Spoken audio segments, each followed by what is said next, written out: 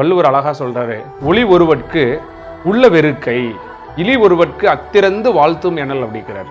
அதாவது ஒருத்தனுடைய முடியாத காரியத்தை என்னால் முடிக்க முடியும் அப்படிங்கிறது தான் வாழ்க்கையில பெருமையே. என்னால் முடியும் அப்படின்னு நினைக்கிறது தான் வாழ்க்கையில பெருமையே. இல்லை என்னால் முடியாது அப்படின்னு சொல்றது ஒருத்தருக்கு இழிவான செயல். அவருடைய வாழ்க்கையில் அது இழிவை தேடி தந்துவிடும் அப்படின்னு வள்ளுவர் சொல்றார். அதனால நீங்கள் எல்லாரும் முடியாத காரியத்தை கூட முடிக்க முடியும்னு நம்ம நினைக்கும் போது, முடியக்கூடிய காரியத்தை நம்மளால் முடிக்க முடியுமா நம்ம யோசிக்கலாமா? ஒரு விஷயத்தை நம்மளால் கனவு காண முடியும்னா அதை நிச்சயமாக நம்மளால் அடையவும் முடியும்னு சொல்கிறாங்க.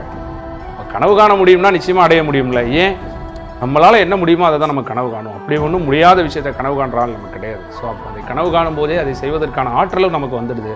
பட் அந்த எண்ணம், அந்த கனவு ஏன் நிறைவேறலை அப்படிங்கிறத நம்ம அனலைஸ் பண்ணோம் அப்படின்னு சொன்னால், அந்த எண்ணத்தை முயற்சி ஆக்குறதுல அது நிச்சயமாக நம்மளுக்கு ஒரு வாழ்க்கையில் சக்ஸஸ் தரும்.